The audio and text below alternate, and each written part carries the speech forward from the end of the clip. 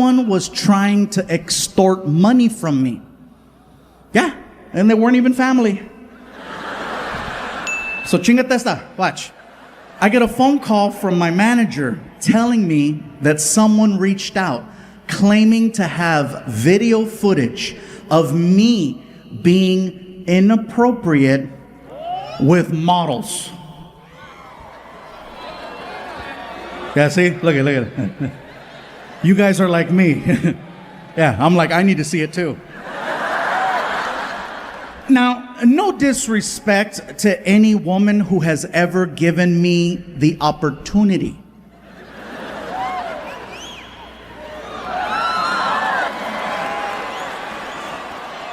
But none of them were models. Maybe a couple of cochinas from West Covina, maybe.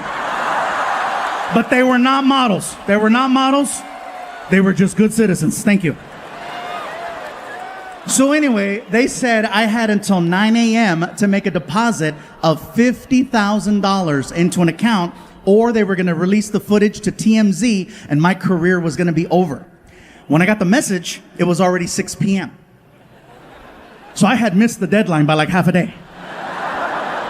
So I was like, well, let me turn on the TV, still, see if I still got a job. And clearly this is the first time you guys are hearing about this because there was no footage. They were just trying to scare me into giving them money. The only reason why I'm telling you the story is because only 50,000? Like seriously, that's what my career's worth? Don't get me wrong. I know when I said 50,000, some of you were like, oh, and it is a lot of money. But if you're gonna go after a celebrity, $50,000 is really low. Like to put into perspective, they did the same thing to Kevin Hart. And with Kevin Hart, they hit him for 10 million. 10 million, which lets me know where I stand on the comedy totem pole of success. There's Kevin Hart with 10 million, and I am like the Groupon of extortion. Where'd you get your extortion? Got that shit at Ross. It was on clearance. $50,000. You can't even buy an Escalade with $50,000. That is like a Hyundai Sonata at best, okay? And that's like a base model. Like you still gotta do this shit to the window, A story that went viral called the racist gift basket story. The story itself is about 15 minutes long, okay? I'm gonna give you the 3-minute version of that story so you understand what's going on.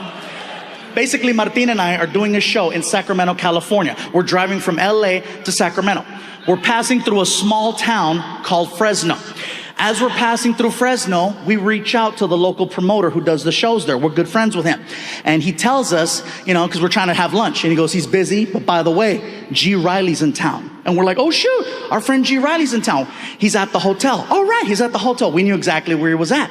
So I say, Martin, how about we go and visit G? Martin goes, let's stop by. I figured first, let's go pick up some soda, some drinks so we can surprise him. So we get to the market. As soon as we walk in the door, we see a whole pile of gift baskets. Martin goes, we should get him a gift basket. I said, Martin, G. Riley doesn't like gift baskets, okay? He doesn't like the fancy wine and the fancy cheese and the sausage. He definitely hates crackers. You don't even know why that's so funny. But anyways, I said, how about this, Martin? He doesn't know we're coming. Let's have a little fun with him. How about we make him a racist gift basket? And Martin goes, what's that? I go, Martin, a racist gift basket. A gift basket designed to have fun with whatever race you're trying to mess with. Now, in G's case, he's black. It was easy. Now, I say easy not to be an ass. I say easy because there's so many stereotypes attached to African Americans. So we have this empty gift basket. What did we put in it? Fried chicken, watermelon, Kool-Aid, grape soda, barbecued potato chips, sunflower seeds, an Ebony magazine, a Chris Rock DVD called Bigger and Blacker, Magnum condoms, Newport cigarettes, a rack of ribs, the recipe for cornbread. We put everything but a white girl with a big ass in the basket. We wrapped it up really nice. We put a big bow on it and we took it to the hotel. We had the girl at the front desk deliver it to his room. Martin and I are waiting in the hallway where he can't see us. So she knocks on the door. G. Riley opens the door. She gives him the gift basket. He says, thank you, closes the door. Martin and I run over to the door and we start listening to him opening up the gift basket. As he's opening it, he's getting excited. And he is enjoying every single thing he is pulling out of that basket. He is loving this basket until he realizes it's a practical joke. And then he freaks out because he read the greeting card. The greeting card freaked him out because now he thinks that the KKK sent the gift basket. Now some of you are like, why does he think that? Because that's what we wrote. If you're gonna do a practical joke, you go big or you go home is what I'm trying to say. So he freaks out and he tries to run out of the hotel room. As soon as he gets in the hallway, he sees Martin and I laughing and he puts two and two together. So then he cusses us out. He forgives us, gives us a hug, high five. We go back in his room and then I eat his chicken. What winds up happening is that story goes crazy on Comedy Central. People are giving him a hard time, so they pull it. Next thing you know, I upload it through YouTube.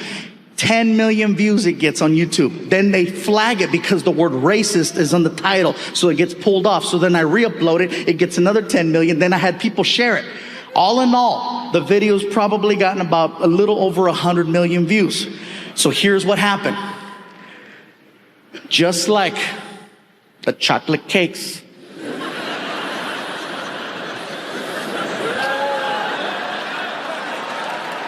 the diet soda, and the deodorant. Before you know it, people started bringing me Mexican racist gift baskets.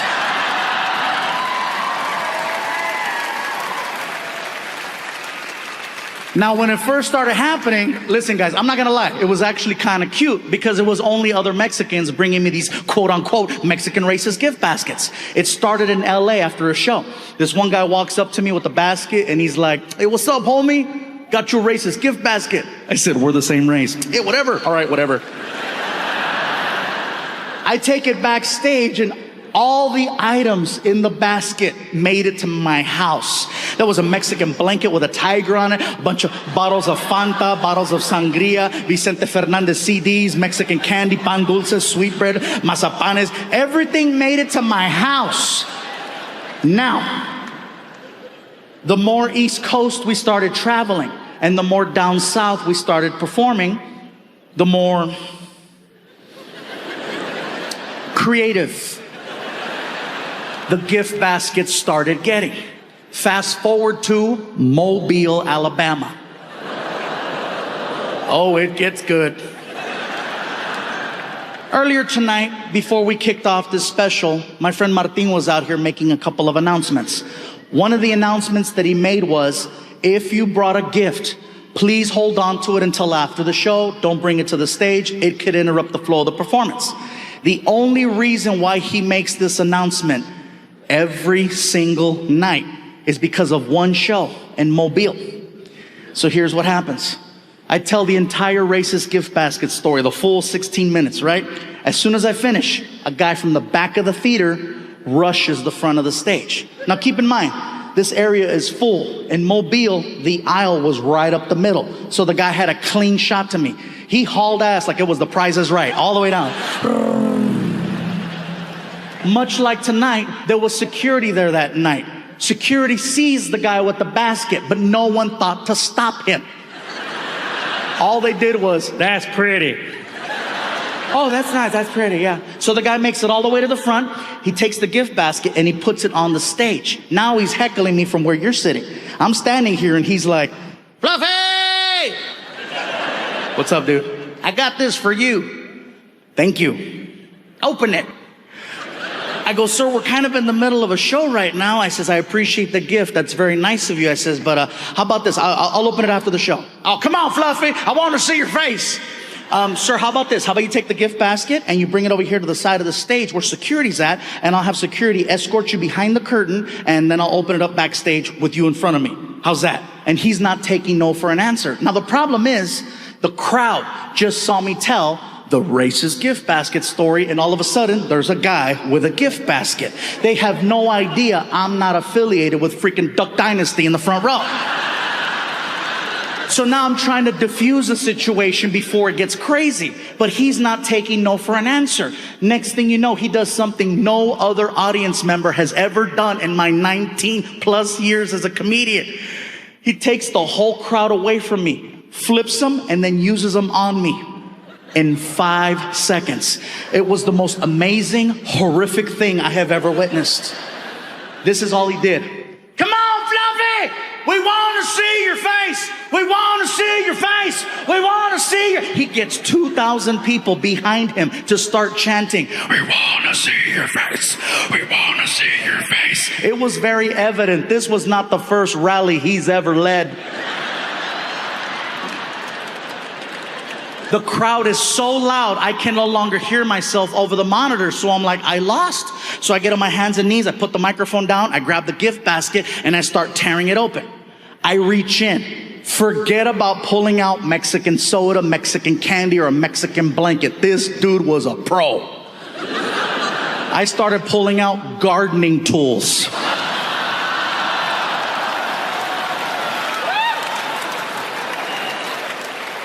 I'm pulling out a rake, a toy shovel, a toy leaf blower. Dig deeper, Fluffy, dig deeper. I pull out a soccer ball. I go, dude, it says Puerto Rico. They ran out of Mexico. I pull out a brick. I go, what's the brick for? The wall. I pull out an actual application for U.S. citizenship. I said, there's no way this can get any worse. Dig deeper. I was wrong. I pull out an old school box of Crayola crayons. You know the 64 pack that has a sharpener in the back? Okay. There's a window on the front of the crayons so you can see all of the colors that are in the box. All of the crayons in the box are brown except for one white crayon right in the middle. And I said, what the hell is that supposed to mean? So moving forward, it's been over a year now, and the same question has been asked over and over again. So what now? Are you gonna, start over? You're gonna get back up on that horse? You're gonna get a girlfriend? You're gonna get a wife, start a new family? What are you gonna do? And I'm like, I got dogs. I'm good right now. I know what it's like to be single for a long time, and I know what it's like to be in a relationship for a long time. And there's pros and cons to both. I can only speak for the guys on this one. Some guys. Guys, you ever been single so long you start to question whether or not it's by choice?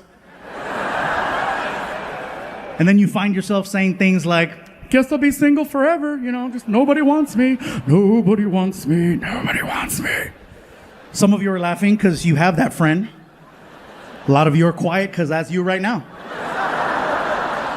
And then you notice how sometimes all it takes are just a couple of minor changes, a couple of minor adjustments to get back in the game. Like maybe you start cutting your hair different. Maybe you start dressing better. Maybe you start, showering and shit. Someone takes notice and decides to give you a chance, and now you're back in the game. And there's no greater feeling in the world than that of being in a brand new relationship, because you're just so happy. You're so happy. You're the most optimistic person in the world. Nothing can mess your day up when it's brand new. You can miss your bus on the way to work. There'll be another. You could get fired. Guess it wasn't meant to be. You are so freaking happy. And then you start to reflect on your life before the relationship. And you remember how you would look at your phone and it would never ring. You thought it was broken because it wouldn't ring. There's no text messages. You look at your DMs, nothing. But the minute you get into a brand new relationship, like magic, your phone, text message, ding, your social media. Now you got numbers in there. People in the street are talking to you. And then you say this out loud. Where were all these people at when I was single? Answer? They were there the whole time. The difference is you were not this happy. I found out that happiness is one of the most attractive things in the world. Who doesn't want to be around someone who's positive? Well, unless you got COVID. Never mind. Nice, pleasant, a joy to be around. Good energy. You know who really notices just how happy you are, guys, when it's a brand new relationship? Other women. Not your woman. Other women. They can't help but notice how happy you are. They stare at you and they point. Look at him. Look how happy he is. I bet I can change that. Guys, you are now blood in the water and the sharks are out. And if you've never been hunted before, it is one of the scariest things in the world. Because usually you don't know you're being hunted until it's too late. You're over there minding your business, you're in your relationship, you're trying to make it work, and here they come.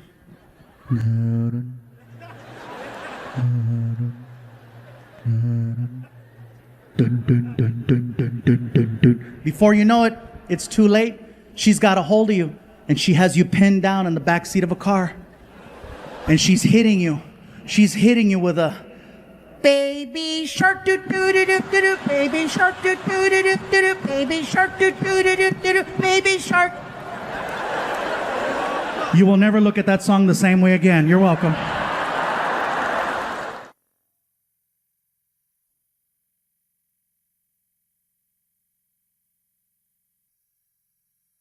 At home when I'm hanging out, I usually just wear, very similar to now except the Hawaiian shirt. I usually wear like a t-shirt that has like either Star Wars or Marvel Comics or Transformers on it or cartoons. I like wearing stuff like that around the house. One day I'm wearing a t-shirt that has the Avengers on the front. And I walk into the living room and my son's friend Fabian sees me wearing this shirt. And so he starts pointing. And I'm like, what's up, dude? He goes, weak. Excuse me? Weak. And then he says, DC's better. What did you say? DC's better. I'm like, DC's okay. Obama lives there. They pass laws. They got hotels, historic museums. It's not even a real state. I don't know why you're getting cray-cray. He goes, nah, fool, DC Comics. And I'm like, hey, man, I'm almost 40. I don't care. It's just a really cool shirt. I like it. It fits. No big deal. That's because they are. I go, you need to relax. They're the best. I go, you need to chill. And in my head, I'm like, why am I having this conversation? I have better things to do with my time, like trying to get my son on an elephant. But no. The kid in me's like, why are they the best? And then he points at the shirt again. Iron Man sucks. Batman's #1. I go, why? Because he is. I go, that's not an argument. First of all, Batman's not the best superhero. I hate to break it to you. He's not. I can hear people already getting ready to boo. They're like, oh, no, Fluffy, don't go there. Don't go there, Fluffy. Don't do it. Yes, I'm going to do this. Watch this. Batman's not the best superhero. Batman is the creepiest superhero. Batman is the creepiest superhero that has ever lived. He even sounds creepy. I'm Batman. I'm Batman. You don't recognize that voice? Want some candy? Help me find my puppy. Hello, he only comes out at night. His face is always covered up. He's always waiting in alleys. And who does he talk to? A guy named Joker, a guy named Riddler. His name is Batman. Joker, Riddler, Batman. Joker, Riddler, Batman. Those are Mexican gang member names. Can you imagine if that was Batman's real identity at night? I'm Batman. During the day, no, chingue su madre, soy Batman, loco. Todo el pinche día aquí trabajando y luego le parte la madre Joker. I'm Batman. I said, all right, Fabian, Mr. Batman's the best. Based on my t-shirt says Marvel Comics. I said, I see Thor, I see Captain America, I see Iron Man. Who are some of the superheroes that DC Comics has that makes them better than Marvel? Go. Batman, you said that. Superman, that's a good one. Wonder Woman, okay. Green Lantern, whoa. I said, I know the other superheroes, but Green Lantern? What's his power? He wears a ring, and the ring gives him power. I said, that's a fantasy. I don't know any man who wears a ring who has power.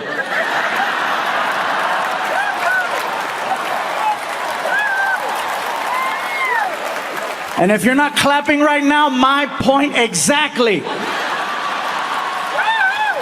You can't clap, can you? I'm a dork too. I don't know how to talk to women. And this guy always comes, hello. Girls go crazy. And ladies, I'm gonna tell you right now, if a pretty man is your thing, if a gorgeous GQ guy is what you want, then by all means, go for it. But I'm gonna let you know right now, in the long run, a pretty man is gonna do nothing but lie to you, cheat on you, and break your heart. That's why, ladies, you need to start giving guys like me a chance.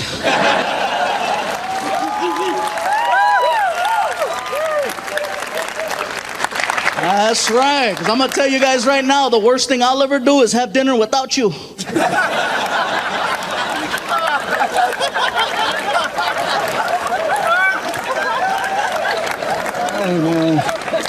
And everybody... Wow! Look at some of the girls. Everybody gives me advice too on the best way to meet that certain someone. You know, like my sister Emily, she always tells me the best way to meet someone is to go on the internet. She goes, go online, you'll meet someone. I'm like, I thought it'd be a good idea because my sister, she's cool people. She goes to school, she goes to church, she's nice. But I gotta tell you guys something, she's a freak. You know, you meet her in person, she's all sweet and innocent. Oh, hello, how are you? Nice to meet you. Bye. But you catch her online at 2, 3 o'clock in the morning, man, she's like, I'm licking and sucking your toes.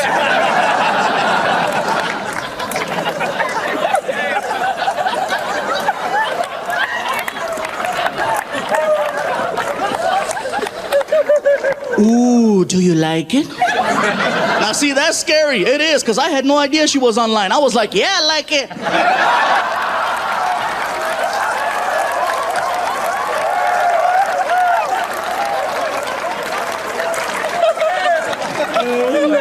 I was like, what's up?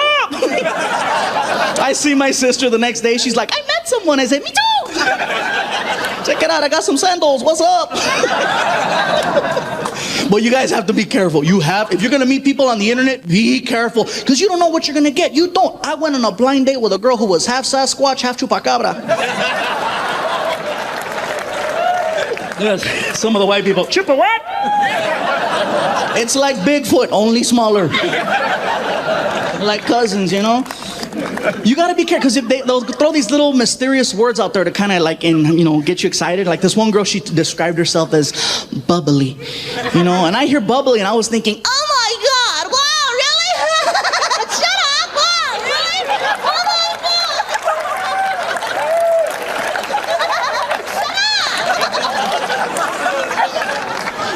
God. Man, and instead what I got was...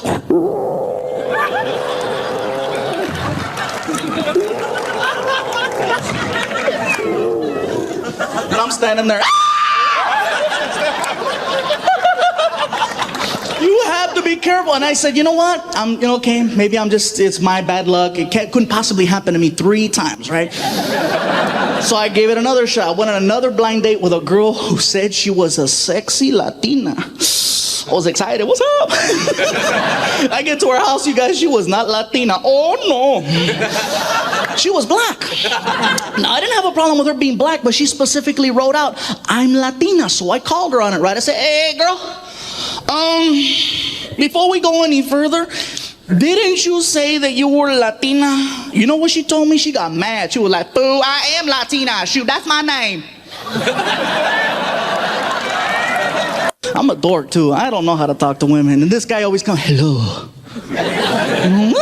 Girls go crazy. And ladies, I'm gonna tell you right now, if a pretty man is your thing, if a gorgeous GQ guy is what you want, then by all means, go for it. But I'm gonna let you know right now, in the long run, a pretty man is gonna do nothing but lie to you, cheat on you, and break your heart. That's why, ladies, you need to start giving guys like me a chance.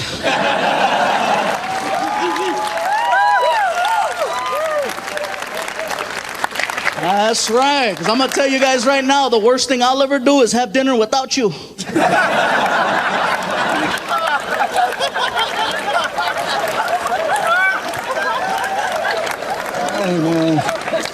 And everybody...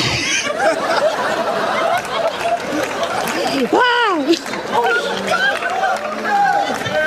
Look at some of the girls. Everybody gives me advice too on the best way to meet that certain someone. Like my sister Emily, she always tells me the best way to meet someone is to go on the internet. She goes, go online, you'll meet someone. I'm like, I thought it'd be a good idea because my sister, she's cool people. She goes to school, she goes to church, she's nice. But I gotta tell you guys something, she's a freak. You meet her in person, she's all sweet and innocent. Oh, hello, how are you? Nice to meet you. Bye. But you catch her online at 2, 3 o'clock in the morning, man, she's like, I'm licking and sucking your toes.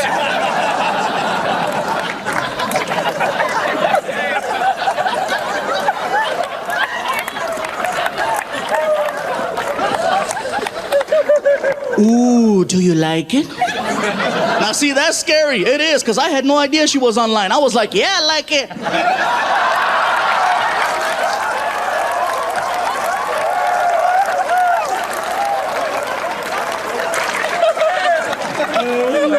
I was like, what's up? I see my sister the next day. She's like, I met someone. I said, me too. Check it out. I got some sandals. What's up? But you guys have to be careful. If you're going to meet people on the internet, be careful. Because you don't know what you're going to get. You don't. I went on a blind date with a girl who was half Sasquatch, half Chupacabra. Yes, some of the white people, Chupa what? It's like Bigfoot, only smaller. Like cousins, you know? You gotta be careful, because they'll throw these little mysterious words out there to kind of like, get you excited. Like this one girl, she described herself as bubbly, and I hear bubbly and I was thinking, oh my God, wow, really? Shut up, wow, really? Shut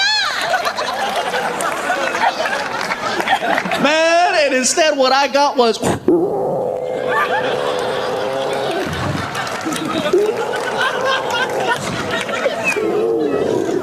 I'm standing there. You have to be careful. And I said, you know what? Okay, maybe it's my bad luck. It couldn't possibly happen to me 3 times, right? So I gave it another shot. I went on another blind date with a girl who said she was a sexy Latina. I was excited. What's up? I get to her house, you guys. She was not Latina. Oh, no. She was black. Now, I didn't have a problem with her being black, but she specifically wrote out, I'm Latina. So I called her on it, right? I said, hey, girl, before we go any further, didn't you say that you were Latina? You know what she told me? She got mad. She was like, boo, I am Latina. Shoot, that's my name. So I get a letter in the mail from my old high school, and it's like, time for the reunion. My girlfriend saw the letter. She's like, ooh, your reunion. I go, yeah, my reunion. When is it? When are we going? Actually, I was going to take my friend Tony, because, we went to high school together. He's my best friend since high school, so I was going to take Tony. You're going to take Tony instead of me.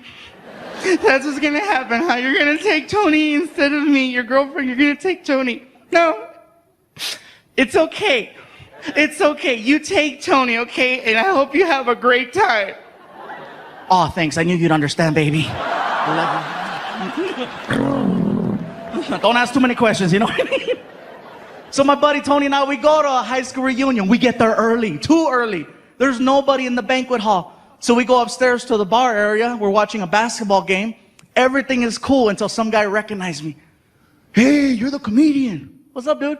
Dude, funny, bro. Let me buy you a shot.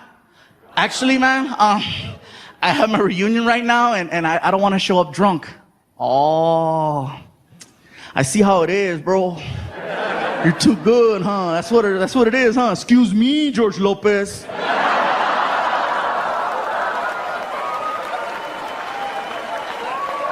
Let's do the stupid shot. All right, bartender shot. So he freaking makes a double. And we freaking cling, cling, and slammed it. I'm like, oh, thank you, man. Thank you. Let's do another one. Oh, hey, man, I'm okay. Thank you. See how it is, Paul Rodriguez?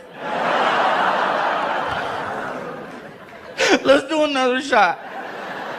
And he kept this pattern going. He must have had like 7 comedians behind his freaking wallet, one after another. I got so drunk. I was that level of drunk where you can't even walk straight. You got to look at the ground to navigate, you're just kind of...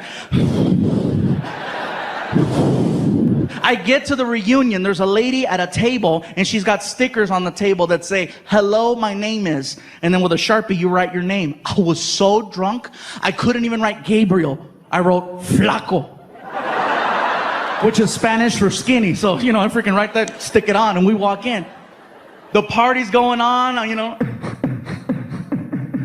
I'm trying to find a table. My buddy Tony took off. I couldn't find him. I'm sitting there. I'm like, oh my God. All of a sudden, the lights come up, and the class president is holding the microphone. Hello, everyone. Welcome to the Wilson High School class reunion. Let's just cut to the chase, find out what everyone's been up to, and keep the party rocking. So she pulls out a list. Who's done this? Who's done that? Who has the most children? Some girl in the back, 7. Everybody's like, puta. Now you remember. Okay. All right? She keeps going down the list. Who's done this? Who's done that? Who's been on television? Everybody at my table who wasn't talking to me before, they weren't talking to me before. Now they're like, right here, right here, right here. I'm like, no, I'm drunk, no, shh. Sure enough, here comes the girl. Oh, we have a celebrity over here. Come on, say something. Get up here, Flaco. Come on, Flaco, get up here. No, I'm okay. Oh, come on, get up here. Are you too good or what? So I got mad and I jumped up. I'm not too good.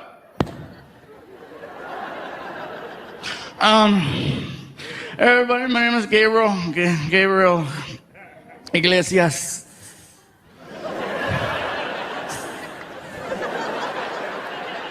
I don't want to say a whole lot right now because I've been drinking and I don't want to say nothing stupid. It's really nice to be here with everybody.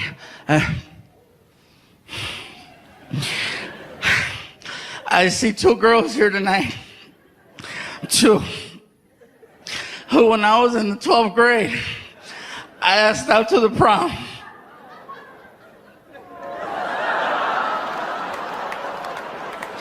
And they said no. Well, you know what? It's okay. Let me go. It's okay. You know what? It's okay because like she said, I've been on TV. And you 2 girls who said no, you got fat. One of them yells out, You're fat too. I know I'm fat, but I was fat in high school. I kept my figure, why couldn't you? And that's another thing that's changed, you guys. My son Frankie is now 18 years old. And 1 week away from graduation.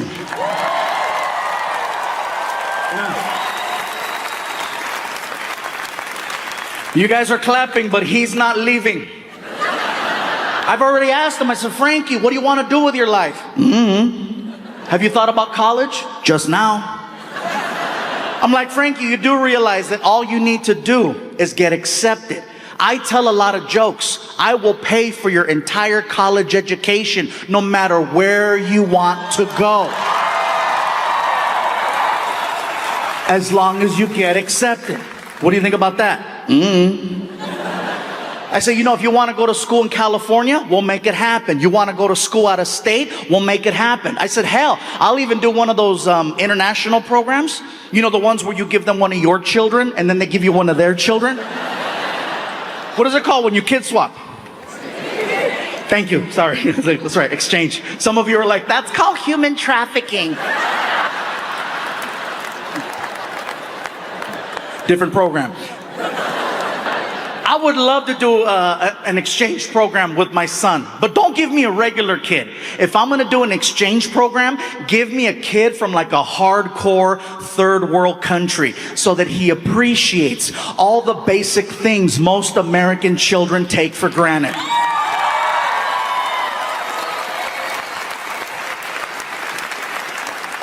That's why I say, give me little Tombutu. Give me Tombutu. I would love Tombutu, and Tombutu would love me. Mr. Fluffy? Yes, Tombutu. I was wondering, what time do we go to sleep? You go to sleep whenever you like. This is your room. We sleep next door. All of this is for Tombutu? Yes, all of this is for Tombutu. In my village, 2 families sleep in an area this big. Well, here in America, one big-ass Mexican kid sleeps right here. I love him very much. My son is going on 25 years now. He's 24 years old. Frankie is 24 years old. Yeah, thank you for clapping. He's still at the house. I did an interview recently, and someone was asking me questions about my son. They said, Gabriel, you've always mentioned your son in your specials. Can we look forward to a new story coming out? And I said, not really a new story so much as, because my son is doing his own thing now. He's doing his own thing. He's got his own life, and that's awesome. I do, however, still have stories from the past that I never told. And he goes, well, do tell. I said, okay, my favorite story is actually probably the first one. In 2007, when I first got him, some of you know he's technically my stepson, but I've never liked saying stepson. He is my son. Yeah.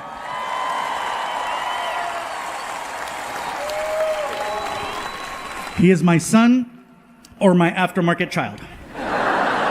No gray area.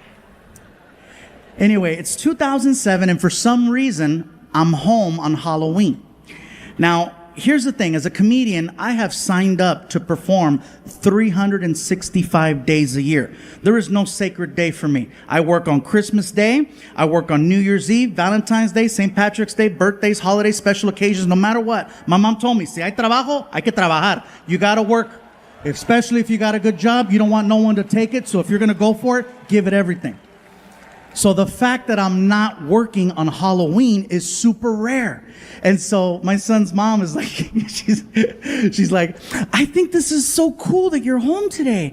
You know, since this is Frankie's first year where it's just the three of us, how about this? How about tonight?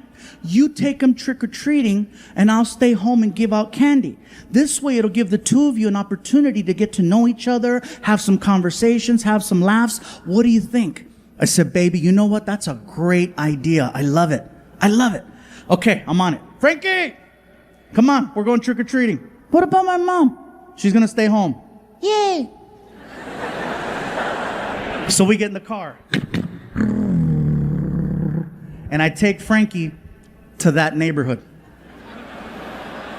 You know what I'm saying? That neighborhood that gives out the Costco candies? Yeah. So we park the car and we start going up the street. And I'm not wearing a costume. I'm there for him. So he's dressed up for Halloween. I'm just me. So some of the doors we knocked on, the people freaked out. One guy was like, the Fluffy. I'm like, oh my God, I've never been referred to as the Fluffy. I didn't know what to say. It is I.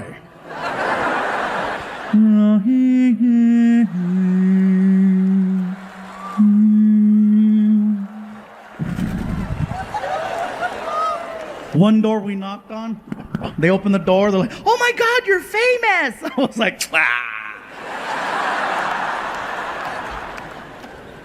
We go all the way up, we cross the street, we come all the way back. By the time we get to the car, the bucket is overflowing with candy. Okay? So we get back to the house, and it hasn't even been an hour.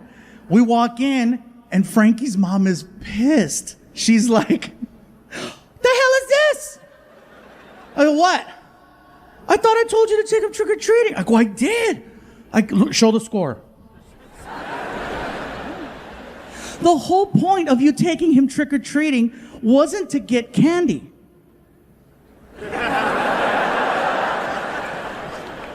The hell you say? What was the point? The point was for the two of you to spend time together, have some laughs, have some conversations, get to know one another. You're not going to do that in an hour. Can you please, for me, take him out one more time for at least an hour? Baby, I get it. Don't even worry about it. I got it. So I said, Frankie, come on. Dump out your bucket. Round two.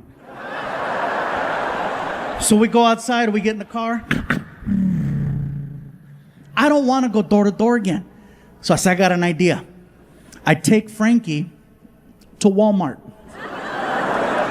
We get to Walmart and Frankie goes, what are we doing here? I got it, watch. We walk in, I said, grab a cart. Follow me. And I lead Frankie all the way to the candy section. Well, as soon as we get to the candy section, I stop the cart. And I got in Frankie's face and I said, Frankie, you have exactly 30 seconds to grab as much candy as you can. Ready? Go! And he froze. I said, dude, clock's ticking. You better move. Oh my God, oh my God, oh my God. So he grabs a bag, looks at it, throws it in the cart. Grabs a second bag, looks at it, throws it in the cart. Grabs a third bag, and on the third bag, time! And it was the first time I heard him go. Because he knew he wasted that golden opportunity those first few seconds. So we get to the car. I rip open the 3 bags, I dump them out in his bucket, and I tell him, look, Frankie, when we get home, you cannot tell your mom that we went to Walmart. Why not? Because she's gonna say that we cheated trick-or-treating. But it's better. I know it's better. So we get home, and of course now it's a different tone. She's like, there you are. Did you guys have a good time? We had a great time, baby. We had a good time, huh, Frankie? That's good. Frankie, give me your candy. Why, Mom? Because I need to go through your candy to make sure it's safe for you to eat. Why wouldn't it be safe? It all came from... Cállate, pendejo. Cállate. Cállate, cabrón. Cállate. He almost took down the empire, you know what I'm saying?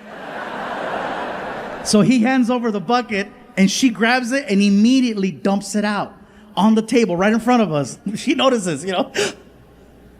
There's a lot of the same candy right here. A lot of the same candy. Can you explain why there's so much of the same candy in Frankie's bucket? I don't know what to tell you, baby. There's a lot of basic bitches in this neighborhood, you know, just kind of, I don't know. We can't go back to that other neighborhood because they got cameras and they're going to know us, and we don't want to be that person. Nobody wants to be that. So fast forward 1 year. It is now October 31st of 2008. And for some reason, I'm not booked on Halloween again. And so my girl's like, she swears up and down, oh, it's a sign. It's a sign. I'm like, it's a sign my agent is slacking. Shout out, Matt. I know you're here. Sorry about that joke. You're doing a great job. Thank you for this one. I know, but that year you dropped the ball. So, but anyway. And so Frankie's mom is like, I think that, you know what? Maybe, just maybe we can make this like a tradition. You know, this could be your guys' thing. The 2 of you go out trick-or-treating, and then I'll stay home and give out candy. This could be your thing. I go, you know what, baby? Sounds good to me. Frankie, come on, we're going trick-or-treating. What about my mom? She's going to stay home again. Yay. So we get outside, we get in the car. I lean over and I look at Frankie and I said, Frankie, are you thinking what I'm thinking? Walmart.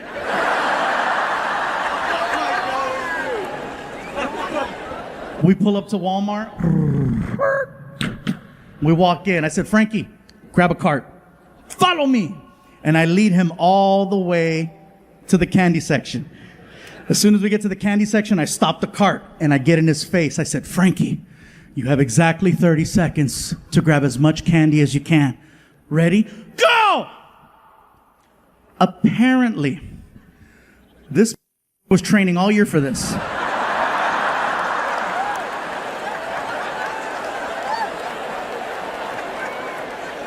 As soon as I said, go, his arm, bam, and he starts gutting the shelf. He's ripping bags of candy into the cart. He overflowed the shopping cart in 10 seconds. I firmly believe that's the first day of my diabetes.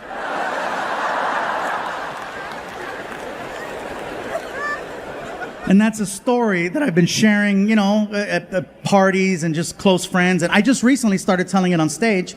And he overheard me one time saying the story. And he's like, really? Still? I'm like, it's a good story. You're the hero.